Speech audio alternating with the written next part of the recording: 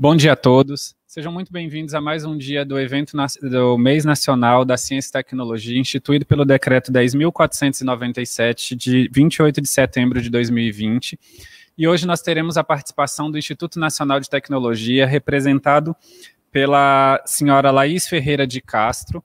Ela é bacharel em Química pela Universidade Federal de Juiz de Fora. Ela é mestre em Ciências em Química pela Universidade Federal do Rio de Janeiro, com formação complementar em Química de Petróleo, Gás Natural e Biocombustíveis, através do Programa Químico de Petróleo, PRH01-ANP. Atuou no Departamento de Química Inorgânica do Instituto de Química da UFRJ, como professora temporária no período de julho de 2012 a julho de 2013. Trabalhou durante a iniciação científica com espectroscopia Raman e na região do infravermelho. No mestrado, desenvolveu trabalhos na área de conversão de CO2 a hidrocarbonetos. Atualmente é tecnologista da Divisão de Química Analítica do Instituto Nacional de Tecnologia e doutoranda do Programa de Pós-Graduação em Química do Instituto de Química da UFRJ, com pesquisas voltadas para a área de remediação ambiental. Laís, bom dia, seja muito bem-vinda. Bom dia, Sami. Bom dia a todos que estão nos ouvindo. O tema da nossa palestra será Tecnologias para Remediação Ambiental. Laís, a palavra está contigo, boa apresentação, estamos aguardando, nos vemos no final da apresentação para perguntas. Tá ok. Então, bom dia a todos, eu agradeço pela oportunidade. Vou colocar aqui a apresentação.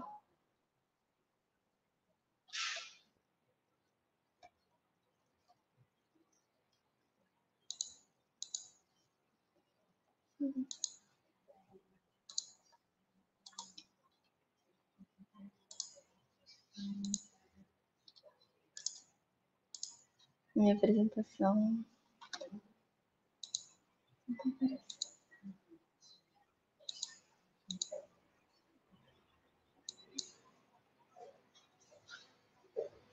Minha apresentação não está indo. Selma, eu estou com problema para compartilhar a apresentação. Léo, dá só uma olhadinha na questão do compartilhamento da tela. Okay. Laís, da consegue me ouvir? Pode me ouvir, Laís? Laís, consegue me ouvir? Laís, está ouvindo o Leonardo? Alô, Laís? Laís? Está conseguindo ouvir? Pessoal, nós estamos com um probleminha técnico, aguarde só um pouquinho que a gente está tentando resolver aqui. Conseguimos. Ah, ok. Então, boa apresentação, Laís, obrigado. Então, bom dia a todos, eu agradeço pelo convite, para abrir essa primeira palestra do dia sobre o Instituto Nacional de Tecnologia, nesse mês, que foi instituído como Mês Nacional de Ciência, Tecnologia e Inovações, o mês de outubro. Eu vou falar hoje um pouco sobre tecnologias para remediação ambiental. Como o Samer apresentou, sou tecnologista do Instituto Nacional de Tecnologia. A apresentação eu vou falar um pouco sobre a motivação, o porquê esse tema, por que a gente trouxe esse tema para discutir como contexto do mês de Ciência, Tecnologia e Inovações. Vou falar um pouco sobre a remediação ambiental e o monitoramento ambiental, as tecnologias que existem hoje para remediação, alguns projetos que a gente desenvolve no Instituto Nacional de Tecnologia, as considerações finais, o agradecimento, eu também vou deixar meu contato no final da apresentação, para caso a gente não consiga discutir no final da palestra, alguém queira enviar alguma dúvida, algum comentário, vai ser muito bem-vindo. Então, como motivação desse tema, essa relação meio ambiente e contaminação, A gente está sempre em relação aos seres humanos com o meio ambiente, através de atividades que a gente geralmente encontra com essa nomenclatura, atividades antrópicas, que nada mais são do que atividades e ações realizadas pelos homens, pelos seres humanos.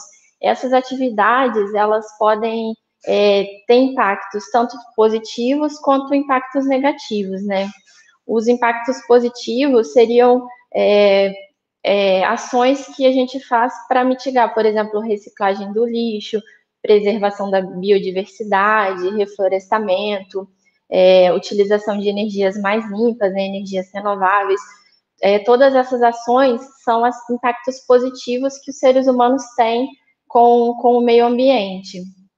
Em oposição a isso, podem ter impactos negativos, que seria a contaminação. Essa contaminação do meio ambiente, ela pode ocorrer, por exemplo, contaminação por metais, o processo de eutrofização, né, que eu vou explicar um pouco mais à frente o que seria isso, contaminação por poluentes orgânicos persistentes. Existe também a contaminação hoje por disruptores endócrinos, né, que podem afetar os organismos. Então, tem uma série de impactos que podem ser gerados no meio ambiente. E quando a gente fala meio ambiente, a gente pensa na água, solo e ar, né? Nesses três conjuntos, nesses três elementos, por assim dizer, que compõem o meio ambiente. Então, a gente está sempre em interação com a água, o ar, né, que a gente respira, e o solo. Então, essa seria a motivação de trazer esse tema e de estudar isso no âmbito de ciência e tecnologia, né? Um tipo de contaminação, né, que eu até mencionei anteriormente, que é o chamado eutrofização, ela pode ocorrer por um excesso de um nutriente nesse meio ambiente, por exemplo, em lagoas, em lagos, em águas superficiais, que contenham fontes de fósforo.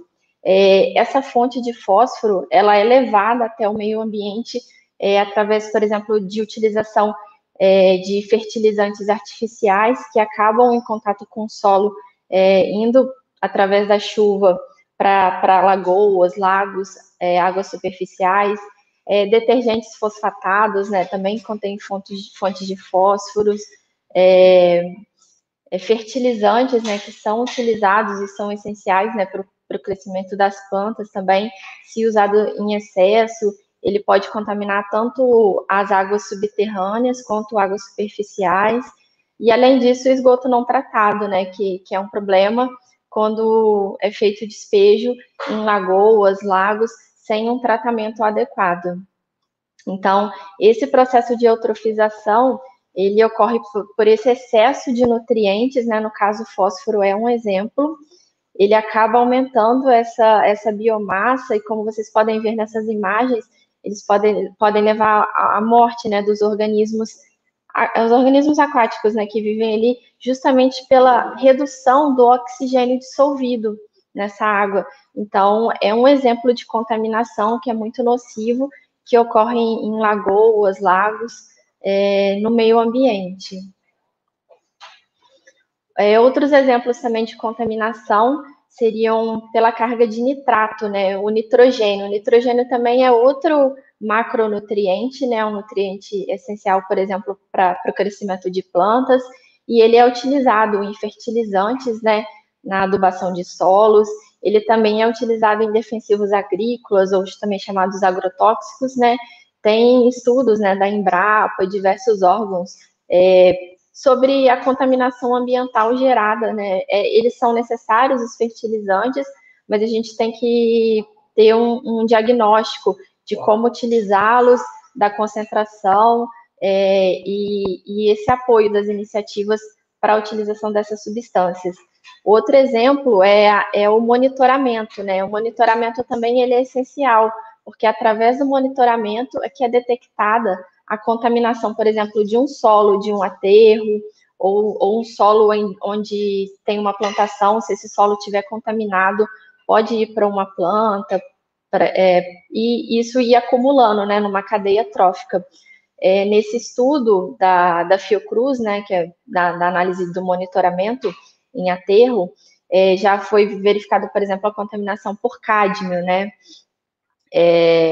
Então, isso tem que ser monitorado justamente por contaminar esse solo, e também a gente tem como desenvolver tecnologias para esse monitoramento.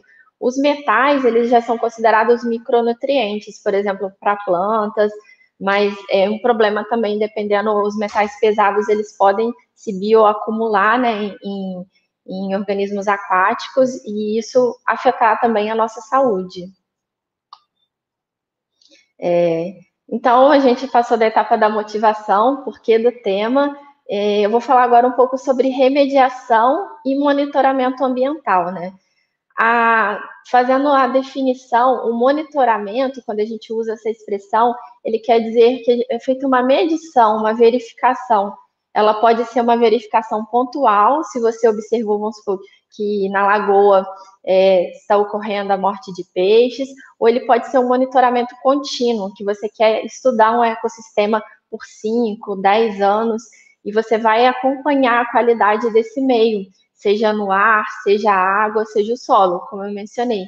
Já a remediação, ela é feita quando você detecta um problema nesse monitoramento. E essa remediação são ações são intervenções que a gente pode fazer para tentar reabilitar aquela área contaminada. Essa reabilitação pode ser justamente visando a remoção de um determinado constituinte, seja ele um macronutriente, né, como fósforo e nitrogênio, ou os metais, ou os poluentes orgânicos persistentes, até a redução da concentração desses contaminantes ou a remoção total mesmo do meio ambiente. Então, tanto o monitoramento quanto a remediação, eles são essenciais para que a gente consiga acompanhar o meio ambiente e conseguir ter ações de intervenção. Existem algumas resoluções, né? Eu trouxe aqui um exemplo de 3 resoluções, né? A título ilustrativo para vocês. A gente tem muitas resoluções sobre o CONAMA, que é o Conselho Nacional do Meio Ambiente.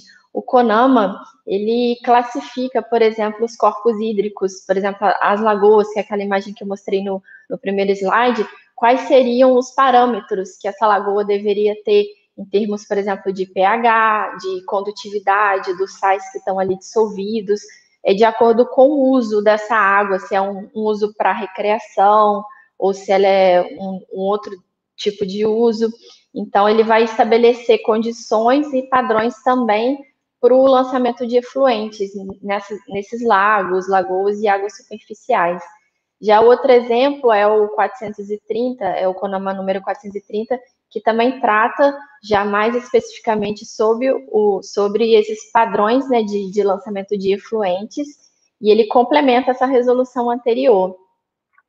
E a outra resolução é a número 420, que ela trata sobre a qualidade do solo, quanto à presença das substâncias químicas. Quando a gente pensa no solo, geralmente em contaminação, a gente pensa em aterro sanitário, né, que a gente chamados lixões, né, que a gente às vezes vê falar na mídia, e ele também estabelece diretrizes como deve ser feito esse gerenciamento ambiental, para tentar também recuperar essas áreas. Em solos também a gente tem que estar muito atento onde tem plantações, né, além dessa questão dos lixões. Então, essas resoluções, elas servem como norte para a gente avaliar e monitorar quais seriam os critérios que esses corpos de água, seja de lagoas ou de aterros, deveriam ter para que a gente tenha um meio ambiente seguro, a saúde humana segura. Então, essas resoluções que existem no nosso país, elas são bem importantes, né, para o acompanhamento do meio ambiente.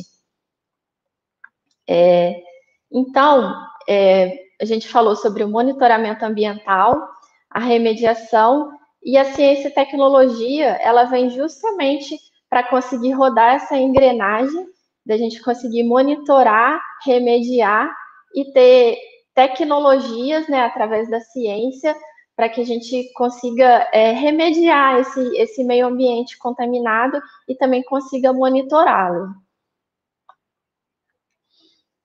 Então, eu vou falar um pouco agora justamente sobre as tecnologias para remediação ambiental. Essas tecnologias, elas buscam, né, claro, soluções sustentáveis, né, que quando a gente fala em sustentabilidade, a gente pensa em diferentes aspectos.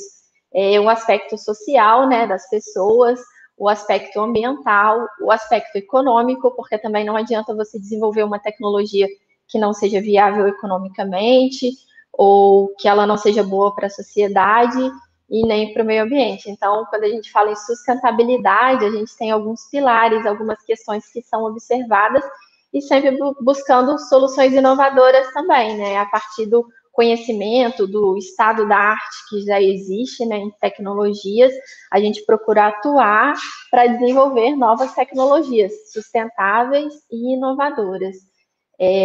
Com relação a tecnologias para remediação, seja da água, dos efluentes, do solo e do ar, a gente pode desenvolver materiais e processos, podem ser processos físicos, processos químicos, para mitigar, né? Mitigar quer dizer remediar ou minimizar esses efeitos ambientais adversos, que são essas contaminações, efeitos que a gente não quer que aconteça no meio ambiente. E também a gente precisa de tecnologias para o monitoramento ambiental. O que são essas tecnologias para monitoramento? A gente precisa ter tecnologias, metodologias sensíveis, seletivas e robustas. Por exemplo, uma tecnologia para ser levada a campo, para uma medição em campo, né, ali no local, também com baixo custo, que consiga ser implementada, né, por exemplo, em um laboratório, para conseguir analisar um grande número de amostras, né, que ela seja sensível, porque tem alguns elementos, né, estudos para atender às normas e legislações, que a gente tem elementos em baixa concentração, que a gente chama concentração traço. São concentrações bem pequenininhas, que podem ter, então a gente precisa de ter metodologias sensíveis, e quando a gente fala seletivas, é que você tem que conseguir enxergar um determinado tipo de elemento, por exemplo, o cádmio, o chumbo, mercúrio, você tem que conseguir analisar e detectar eles separadamente e de maneira sensível. Então, a gente tem desenvolvimento, né, de metodologias para análise de traços inorgânicos e orgânicos, e esse acompanhamento também é necessário para atender aquelas legislações vigentes, né, as legislações CONAMAS, as normas, todos esses parâmetros.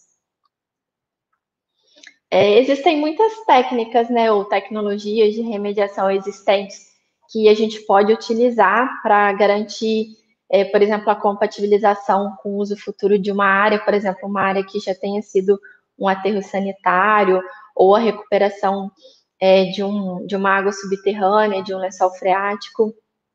Eu destaquei aqui algumas, são 4, que seriam, por exemplo, o tratamento térmico, a biorremediação, né, que ela pode ser feita por micro-organismos, né, a fitorremediação. A fitorremediação ela é feita por plantas, então você pode plantar determinado tipo de planta em uma área, em um solo, que consiga remediar aquele solo, por exemplo, capturando um determinado tipo de metal, e também a transformação química. Existem diversos tipos de tecnologia que a gente pode utilizar. Eu vou falar mais especificamente sobre processos de remoção por adsorventes. Nesse slide, vocês podem observar que tem 6 processos diferentes, considerando os adsorventes, que é justamente um pouco da tecnologia que a gente desenvolve no Instituto Nacional de Tecnologia. Nesse primeiro exemplo, uma adsorção, ela pode ocorrer na permeação, por exemplo. Isso aqui é um exemplo do que pode ocorrer quando se utiliza carvão ativado para remediação, por exemplo, em compostos orgânicos hidrofóbicos, pode ocorrer um processo parecido com o que está ilustrado nessa imagem. Esse segundo processo é um processo de troca iônica. Nesse processo, vocês podem observar que tem um adsorvente, ele tem umas cargas aqui, ó, são cargas negativas. E aí o contaminante, ele estaria representado por essas cargas positivas. O que ocorre justamente é uma troca de íons. Então, esses íons, eles podem ser trocados justamente por essa diferença de carga. É um tipo também de processo para a remoção de contaminantes. Esse terceiro que eu trouxe aqui no slide é a troca de ligante. No caso aqui, a gente tem um exemplo de um metal que ele tem esses grupos OH, que são grupos hidróxido, né? Os grupos ligados na superfície desse metal. E a gente aqui observa que a gente tem aqui o dihidrogeno fosfato. que é justamente o fósforo que eu mencionei lá, que causa o problema de eutrofização.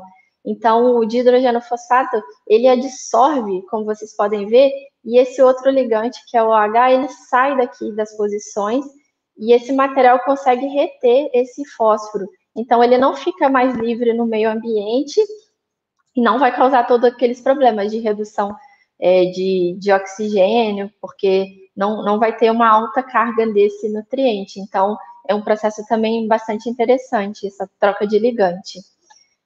Esse quarto processo é a partição. A partição, ela ocorre por uma diferença de meios. Aqui, por exemplo, seria a água e um meio de uma matéria orgânica dissolvida. Então, esses contaminantes, eles podem tanto estar em uma parte, né, de um material, por exemplo, que pode ter uma densidade, né, é como se fosse óleo e água, que teriam densidades diferentes, ocorre uma separação, então quando você coloca no copo, por exemplo, água e óleo, você consegue ver a diferença.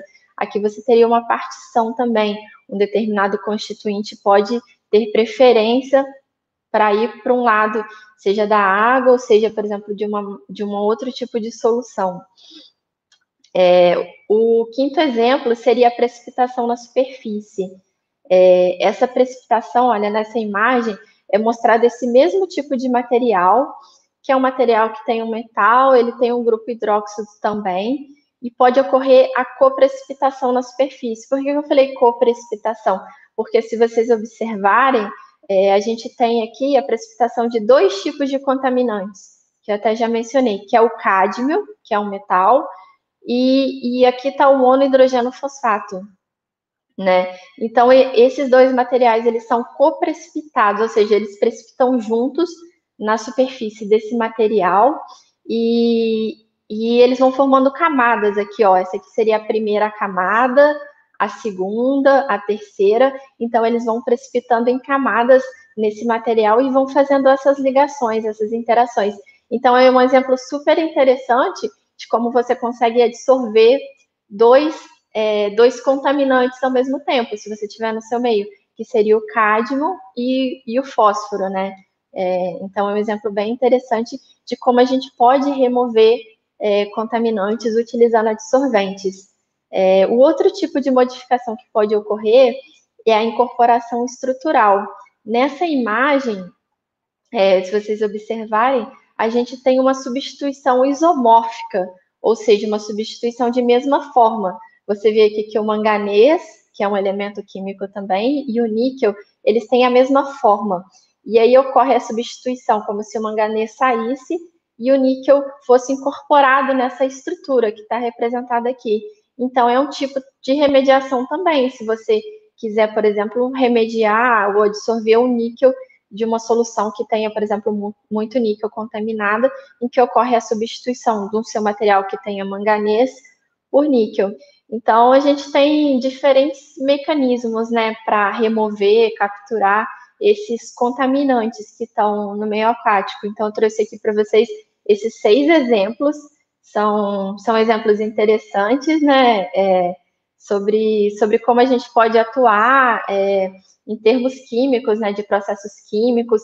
Alguns processos também, eles podem ser de processos físicos, né, que a gente chama de fisiosorção. Quando é químico, a gente chama de quimiosorção. Então, são processos interessantes que podem ter troca de ligante, incorporação estrutural, precipitação em superfície, e isso com diferentes tipos de materiais, carvão ativado, materiais lamelares. Então, a gente tem uma infinidade de tecnologias e de trabalho para desenvolver nessa área. Um dos materiais estudados no INT é um argilo mineral, conhecido como montemorilonita ou mais comum como bentonita. Ele foi usado pela primeira vez nos Estados Unidos. Ele nada mais é que uma argila ou também argilo mineral, né? Ele faz parte do grupo da esmectita, dos filosilicatos, e a gente chama ele 2:1, justamente por conta dessa estrutura dele em camadinhas, que está representada nessa imagem. A gente tem folhas octaédricas e folhas tetaédricas. essas folhas, elas são arranjadas justamente na estrutura 2:1. 2 de tetraédrica para 1 de octaédrica, por isso que eles são filosilicatos 2:1. E quando eles vão se arranjando, como vocês podem ver nessa imagem, aqui a gente tem uma lamela, aqui a gente tem outra lamela.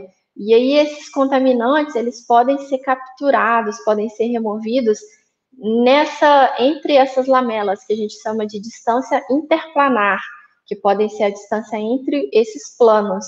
Então, aqui tem um exemplo, né, de algumas moléculazinhas que podem ficar dentro dessas lamelas, né? Então, é um material bem interessante, é um material que a gente já vem trabalhando e estudando no INT. Mostrando um pouco da estrutura dela, das folhas, ela, nessa distância interplanar, ela tem alguns cátions, que a gente chama de cátions trocáveis. Esses cátions podem ser, por exemplo, o sódio, o cálcio, e esses cátions são super interessantes, né, sendo uma argila com esses cátions nessa distância interplanar, que a gente consiga substituir, por exemplo, esses cátions por algum outro cátion de interesse, seja para capturar um contaminante que seja o próprio cátion, ou fazer uma modificação para que ele absorva um ânion, que tem a carga negativa, que foi aquele processo de troca iônica que eu mostrei no slide anterior, que a gente tem uma superfíciezinha que ela pode estar recarregada positivamente e o contaminante negativo, ou o inverso. Então, esses cátions trocáveis que existem nas estruturas da bentonita, eles são bem importantes. E aqui tem a camada 2:1, que eu mostrei justamente. A gente tem 2 folhas tetraédricas e uma folha octaédrica. E esse arranjo dessas folhas é que vai gerando realmente esses cátions trocáveis na estrutura da bentonita. Agora eu vou falar um pouco com vocês sobre os projetos que a gente vem trabalhando e vem desenvolvendo no INT. Alguns projetos que eu venho atuando. Claro que não vou conseguir apresentar todos os projetos do Instituto, mas os projetos que eu estou trabalhando.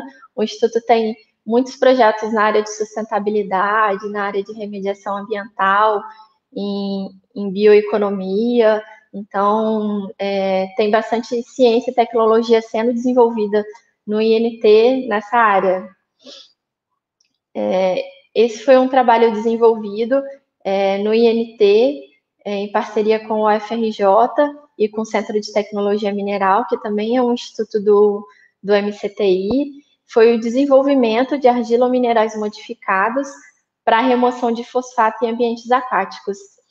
O que foi feito nesse trabalho? Foi feito modificações com os cátions lantânio e ferro, os dois com essa carguinha aqui, carga 3+, na argila bentonita, que foi aquela estrutura que eu mostrei anteriormente. Então, a gente fez um procedimento de troca iônica. A gente utilizou bentonitas de duas fontes diferentes, de diferentes origens de composição química, e aplicamos para aplicação na remoção de fósforo em ambientes aquáticos. Esse aqui é um trabalho, né, que foi publicado, que justamente sobre a adsorção, né, de fosfato em montemorillonitas modificadas com lantânio e ferro, e foi feito também um teste em laboratório usando uma água de uma lagoa real do Rio de Janeiro, que é a Lagoa de Jacarepaguá. Esse trabalho ele teve a autoria do Vitor Brandão, que foi um bolsista do Centro de Tecnologia Mineral, o Luiz Carlos Bertolino, pesquisador do CETEM, o Weber Landim de Souza, que é pesquisador do INT, e a Viviane Gomes Teixeira, que é professora e doutora da UFRJ. Aqui eu mostro um pouco do que foi feito nesse material da modificação. Justamente no espaço interlamelar dessa bentonita, ela que eu chamei aqui de bentonita sem modificação, ela tem cálcio e sódio nesse espaço interlamelar. E o que foi feito? Foi realizado um procedimento de troca iônica, ou seja, a gente substituiu o cálcio e o sódio por lantânio e ferro. Então, a gente anteriormente tinha cálcio e sódio, e nessa imagem, vocês podem observar que a gente já tem na estrutura lantânio e ferro. Por que foi isso? A gente optou por fazer isso? Porque a gente queria remediar fosfato. O fosfato ele não tem afinidade para ligação com cálcio e sódio, mas já tem com lantânio e ferro. Então, aqui já tem uma representação do que pode acontecer. A gente tem aquelas camadas da bentonita, né, as camadas 2:1, que são aquelas folhas tetraédricas e octaédricas, e aqui a gente tem justamente o PO4, é o PO4 3-, ele tem uma carga 3-, ele se liga ao lantânio 3+, e fica adsorvido, né, esse processo que a gente chama de adsorção. Ele adsorve nesse material, na bentonita modificada com lantânio. Aqui tem um exemplo, uma foto, que seria uma lagoa contaminada justamente com fósforo, com fosfato. Vocês podem ver que ela está meio esverdeada, né, pelo crescimento de fitoplâncton, e justamente o que reduz, né, o oxigênio dissolvido, pode levar à morte, né, de organismos aquáticos. Então, esse material seria aplicável para remediar uma lagoa eutrofizada, recuperar esse ambiente aquático.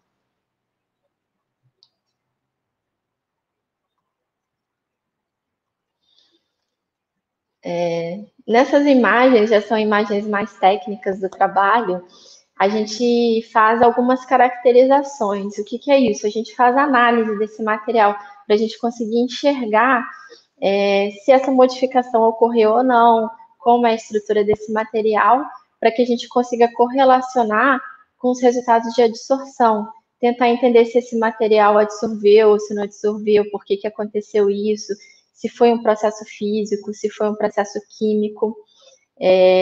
Nessas imagens, a gente tem a difração de raio-x, né, que a gente chama de DRX, dos materiais.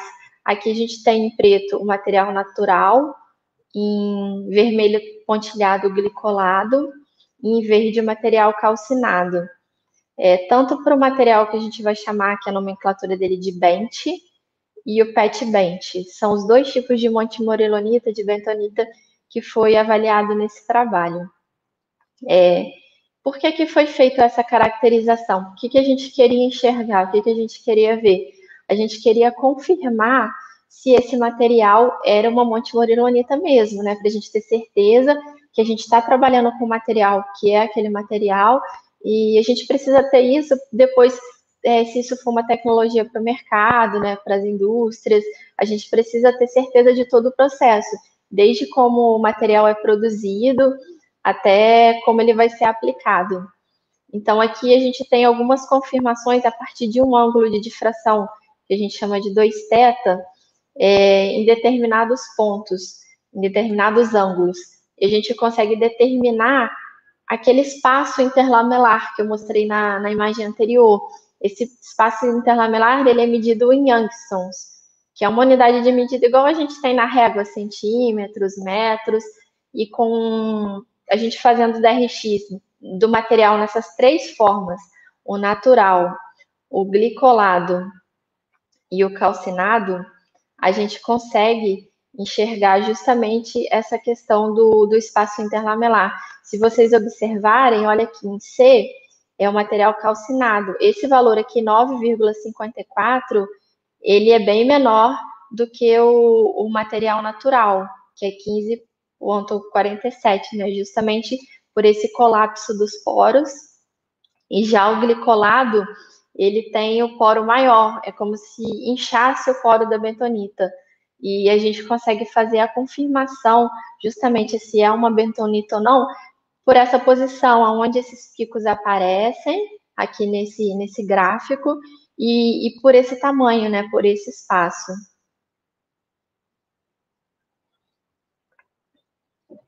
Nessa imagem aqui, a gente também consegue observar algumas fases, né, do material que a gente fez para todos os materiais, seja os materiais modificados com lantânio e ferro ao mesmo tempo, e a gente consegue observar se tem outras fases nesse material, por exemplo, o quartzo, né, os picos, esses picos aqui característicos da montemorillonita. Então, essa caracterização nada mais é para confirmar que se trata desse tipo de material.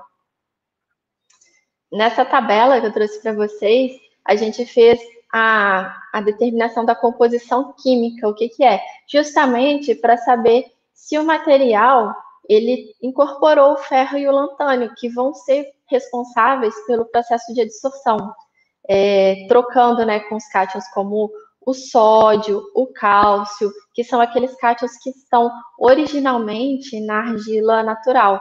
Aqui tem uma foto da argila, a Bent e a Pet Bent. Vocês podem até observar que elas têm diferentes colorações, né? Isso pode ser justamente pelo teor de ferro da própria argila natural, né? Essa aqui, a Bent, ela é mais clarinha. Se vocês observarem, aqui tem a fórmula do óxido de ferro. Ela tem 3,88, né, de ferro. Isso aqui é um percentual massa-massa, e aqui em parênteses a gente representou em miligrama por grama, para facilitar alguns cálculos no trabalho. Já isso aqui é a Bent, que é essa argila natural. Já a Pet Bent, ela tem 8,06, ela tem quase que o dobro de ferro dessa, justamente essa coloração mais amarronzada. A gente trabalhou assim para avaliar se o próprio ferro da argila natural ele já poderia contribuir com esse processo de adsorção. O outro elemento importante nessa tabela que eu queria ressaltar é o lantânio. Olha, vocês podem observar que na Bent apareceu como 0%, ela não tem lantânio naturalmente. A Pet Bent é a mesma coisa, não tem nada. E aqui, depois nessas colunas, depois da modificação, a gente fez uma modificação pelo um processo de troca iônica, que eu mostrei naquele slide, que a gente trocou os íons cálcio e sódio por lantânio. Então, vocês podem observar, ó, aqui nessa coluna, que esse material L1 Bent, ele incorporou 2,27 de lantânio, né? E aí o sódio, que era 1,32, foi para 0,28 e o cálcio 1,29 para 0,27. A gente fez modificações em alguns níveis de concentração, justamente para tentar depois entender como essa concentração desses íons vão resultar numa remoção maior ou menor de um constituinte. Aqui também é um parâmetro importante, que é a capacidade de troca catiônica desse material, é um parâmetro também importante, como também área superficial, área específica, volume de poros, diâmetro de poros, tudo isso, todas essas informações, né, são muitas informações nessa tabela, elas vão ajudar a entender o que está ocorrendo lá no processo de remediação, né, como que vai ser essa remediação. Nessa imagem, a gente consegue ver o material, né, por uma micrografia. Esse é um exemplo de micrografia, né, por varredura, que a gente chama, desses materiais. A gente consegue fazer como se fosse um zoom, uma magnificação nesse material e ver como que está a distribuição de partículas, né, como que está esse material. A gente observa, por exemplo, que a Bent, ela parece um pó mais homogêneo, mais fininho, e aqui para a gente poder acompanhar o processo de modificação e depois conseguir correlacionar com os dados que a gente vai obter mais à frente dos processos de adsorção. Então, nessa imagem, a gente tem o exemplo do gráfico do MEV, né? A gente tem aqui um mapping que mostra justamente a adsorção do ferro, aí esse pico aqui é do ferro, e aqui o lantânio em vermelho, também mostrando a incorporação do material. Isso aqui também para o outro material, que é o Pet Bent. Nesse gráfico, né, é só um gráfico avaliando como que ocorre no tempo, em hora, a adsorção desse material. Então, é um gráfico importante para a gente conseguir avaliar o quanto que cada material desse está removendo nesse estudo do fósforo. Isso aqui é o exemplo da onde foi coletada a água, que é na Lagoa de Jacarepaguá, nesse ponto, no Parque Olímpico, onde a gente coletou água para o teste no laboratório. Essa lagoa realmente ela está eutrofizada, ela estava com pH de 9,96, quase 10, acima do que determina aquela legislação do CONAMA, e também com teor de fósforo bem alto. A gente fez o processo de remoção desse contaminante em laboratório, né?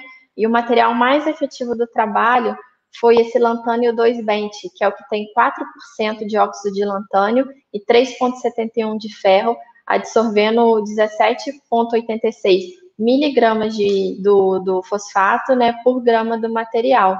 Então, é um exemplo, um estudo de materiais desenvolvidos no INT. Também está sendo desenvolvido materiais para remoção, agora utilizando a cisteína, né, num projeto PCI, que é o Programa de Capacitação Institucional do CNPq, pela bolsista Mônica, o Gustavo e o Lucas, que são os estagiários.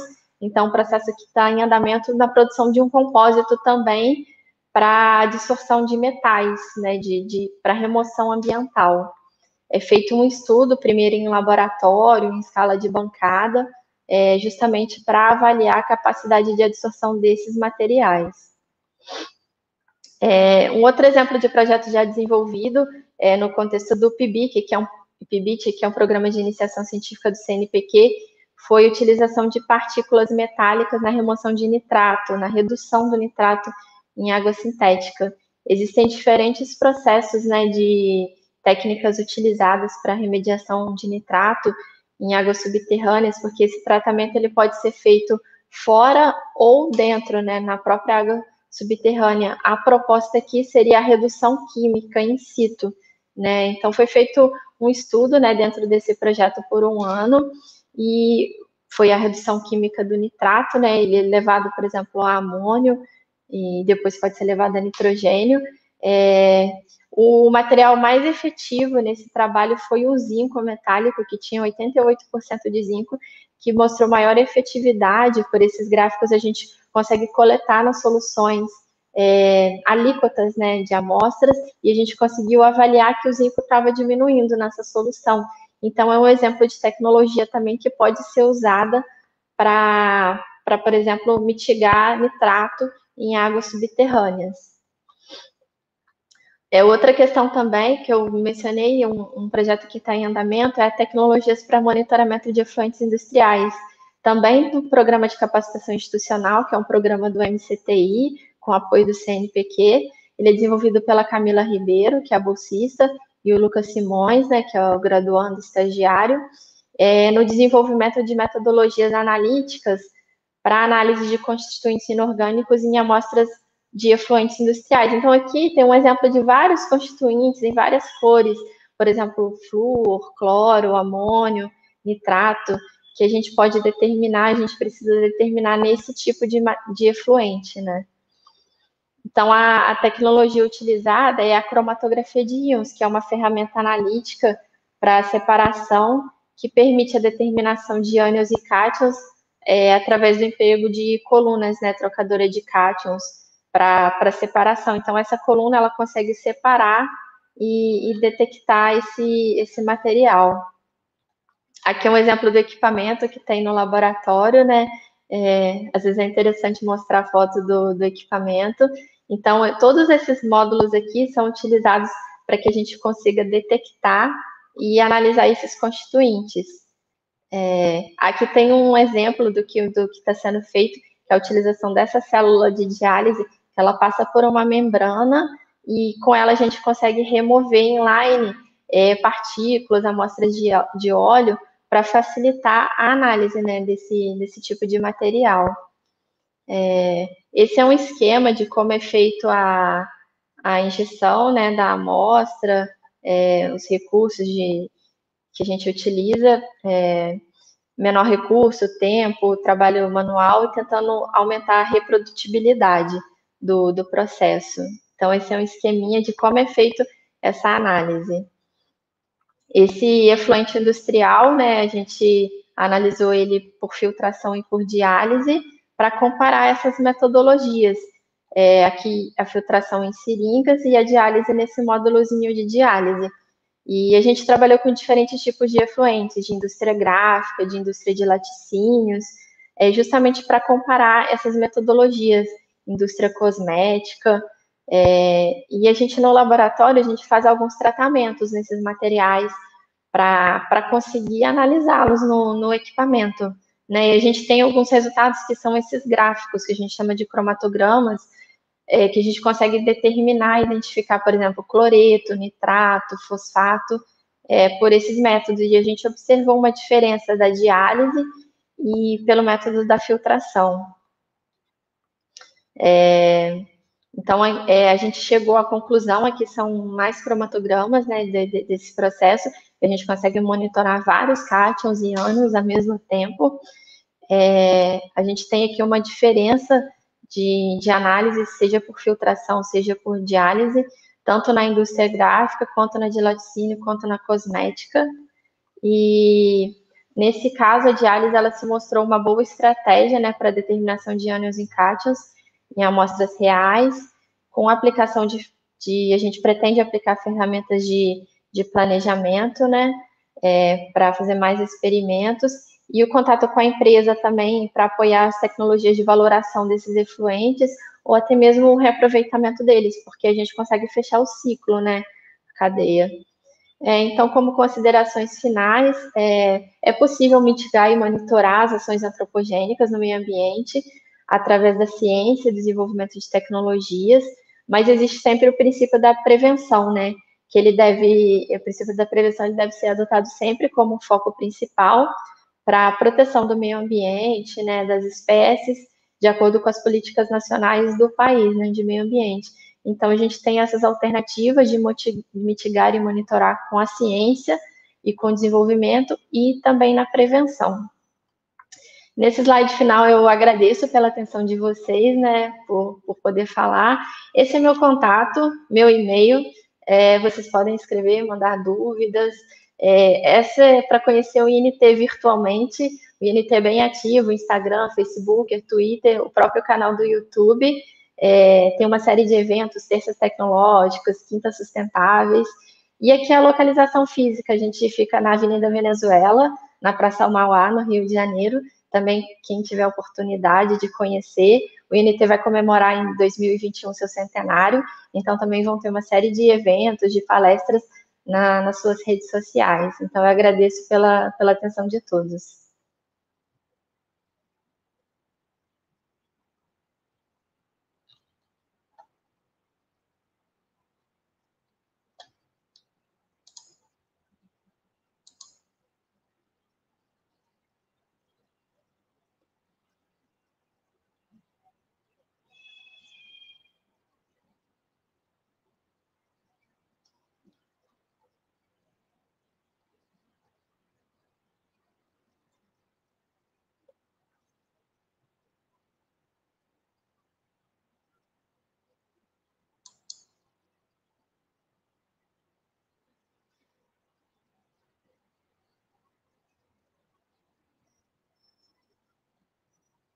Olá, Summer, você está na sala?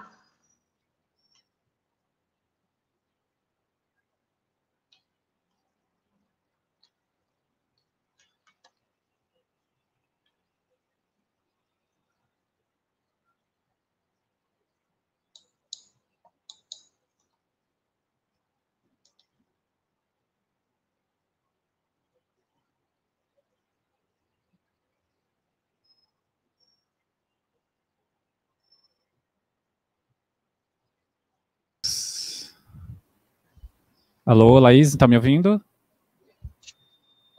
Consegue me ouvir, Laís? Eu não te escuto, Summer. Não, tivemos algum probleminha técnico. Som, testando.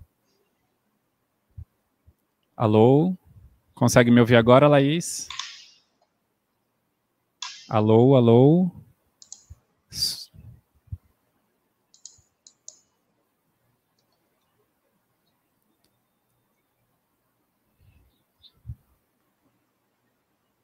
Tivemos um probleminha. Testando. Consegue me ouvir agora, Laís? Não estou te ouvindo. Você está me ouvindo? Estou te ouvindo. Não sei se você quiser enviar alguma mensagem por chat, eu não sei se vai aparecer alguma pergunta na tela. Posso tentar responder, mas eu não tô conseguindo ouvir o seu áudio. Mas você está me ouvindo? Tá. Laís, tem uma pergunta na tela. Está sendo quanto áudio? Trabalhar em conjunto com dados de e-mail. Sim. Eu não apresentei, mas nesse artigo, né, que a gente publicou em parceria com o CETEM, o FRJ, a gente fez a caracterização do material por infravermelho, porque o tempo é curto, não mostrei todas as caracterizações, mas a gente conseguiu caracterizar, né, a montemorilonita na região da espectroscopia do intraventricular. Vamos ver se temos mais alguma pergunta. Esse processo a Valéria Figueiredo Barbosa pergunta, esse processo de remoção de contaminantes é sustentável? Então, sim, a gente tenta aliar esses parâmetros de sustentabilidade justamente pensando na questão econômica, social e ambiental. O lantânio, ele tem um custo um pouco mais alto do que o ferro, por exemplo. Então, por isso da utilização também do material com lantânio e ferro para tentar diminuir um pouco do custo. Mas a gente sempre pensa no material mais sustentável possível.